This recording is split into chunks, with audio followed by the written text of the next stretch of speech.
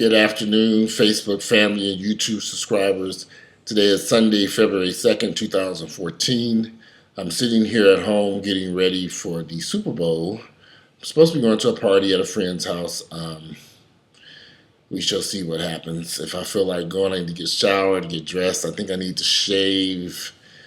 But anyway, got some depressing news. I'm sitting here watching CNN, and they're talking about actor Philip Seymour Hoffman, Academy Award winning Oscar, 3 times Oscar nominated. He actually won an Oscar award for playing Capone, if I'm correct. Died of a heroin overdose, or at least that's what they initially think it was. He was found with a needle in his arm in his New York, Manhattan, Greenwich Village condominium. Sad day. Heroin is a very powerful, very addictive drug. I think a lot of people don't realize how addictive heroin could be. I've lost some friends who lost their battles with heroin addiction here in Atlanta. One in particular I used to date. There was and I'll never forget it, in 1993, I was 23 years of age, and I had just purchased my very own home out in the Stone Mountain area.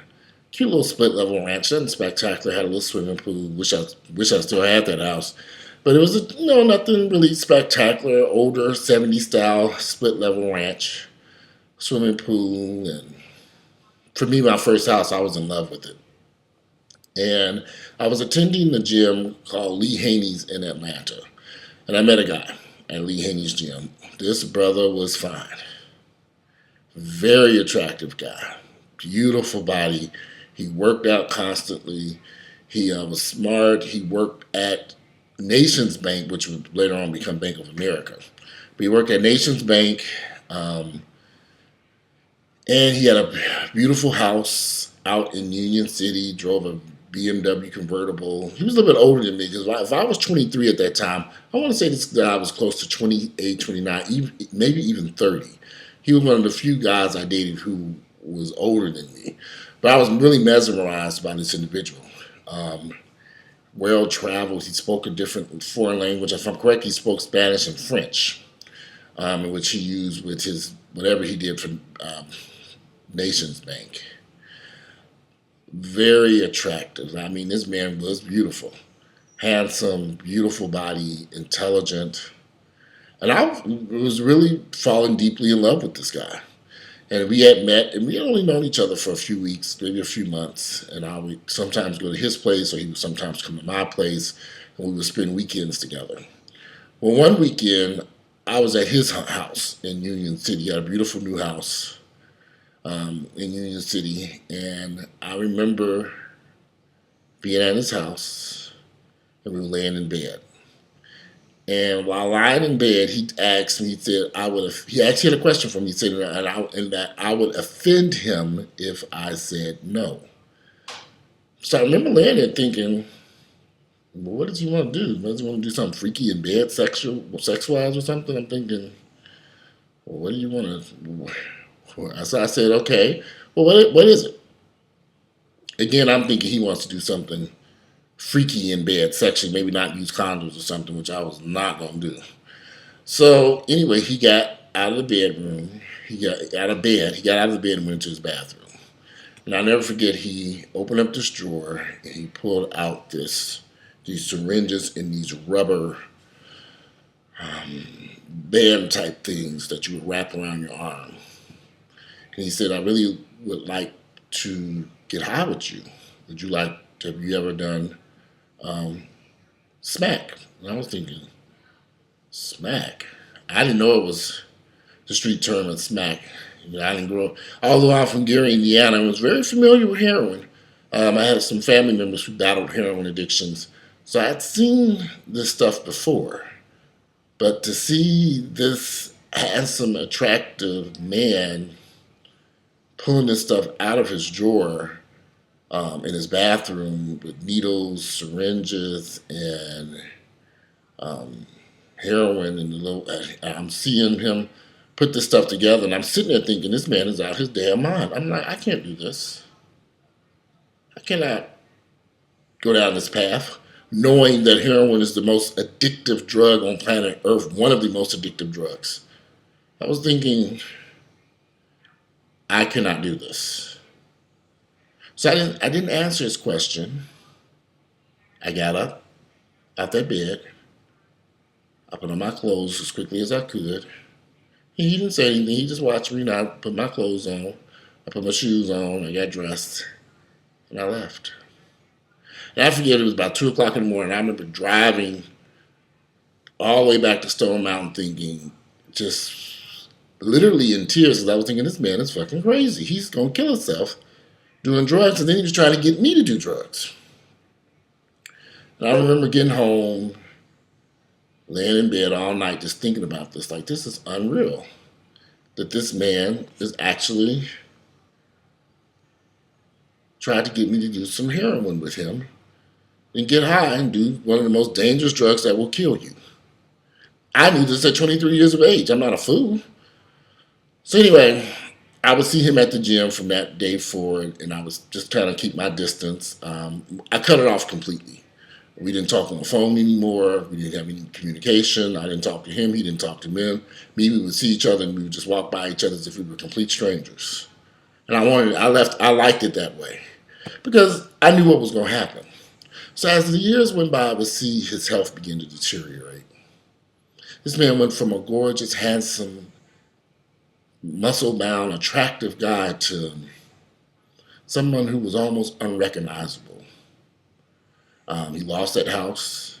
He lost his job. He lost his car. I guess he really thought he can keep his drug habit under control. He might have thought that it was just a recreational habit. But heroin is something else. And eventually, he caught HIV. I don't know how, from either drug use or sex, I'm not too sure. But I would never, ever, ever forget this. He started dating someone I knew. And I remember seeing them together. And I remember one day talking to the guy saying, does he still use smack? Does he still get high on heroin? And I remember my friend that I knew getting very angry, like, how dare you ask something like that? It's none of your business what he's doing. I was like, okay, cool. Sorry, didn't mean to ask any questions. Right? You're right, it's none of my business. That's your man that you're dating. But little did I know, my friend had started using heroin with him. And it was just a matter of time before he too started looking terrible, acting, just looking just overall terrible. Heroin will really destroy the body if you've ever known anybody to have a heroin addiction and be on it for a long period of time. It can be very destructive to the human body. I witnessed it with these two guys, and I wasn't surprised in around 96, 97. Maybe it was 98. I think it was 97 or 98. No, it was 97 because I had built another house in Lithonia when I heard that this guy had passed away. So from 1993 to that was about 4 years. About 4 years later, he ended up dying.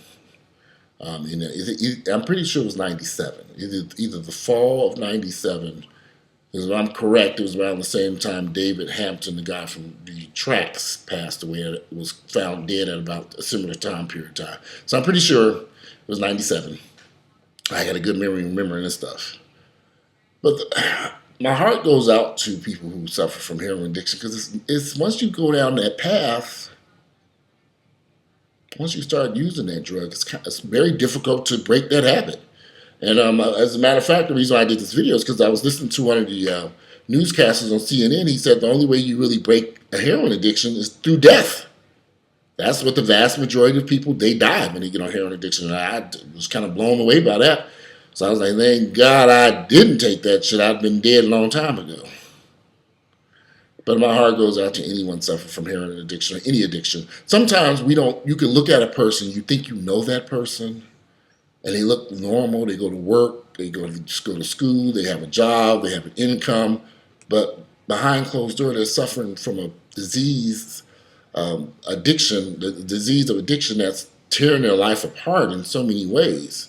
The cost of these drugs are so outrageously expensive the danger in buying them, risking arrest, and using them, risking death. And far outweighs the use of drugs for me. I'm not an advocate for using drugs. I mean, I don't even use marijuana. If you enjoy it, knock yourself out, but it ain't for me. Give me a vodka and cranberry, maybe one or two every now and then. Okay, maybe one or two every night. Maybe one every night.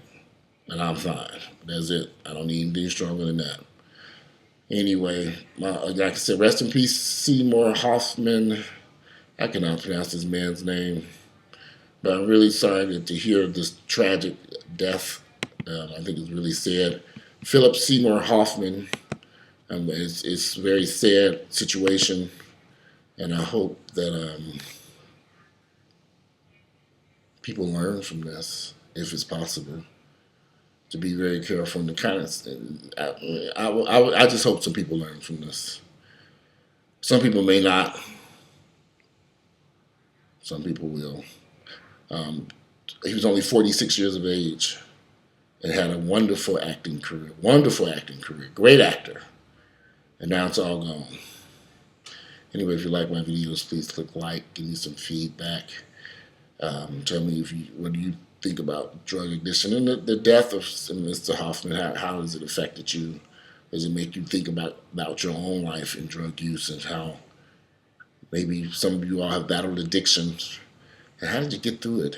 And have you been successful in staying away from drugs? Anyway, if you like my videos, please click like, share them with family members and friends. And I'd love to read you guys' comments and hear what you all have to say about the death of Mr. Philip Seymour Hoffman at 46 years of age, of the unfortunate death of a very great actor. He will be missed. He will be missed. All right, guys, have a great day. I'm out. Bye.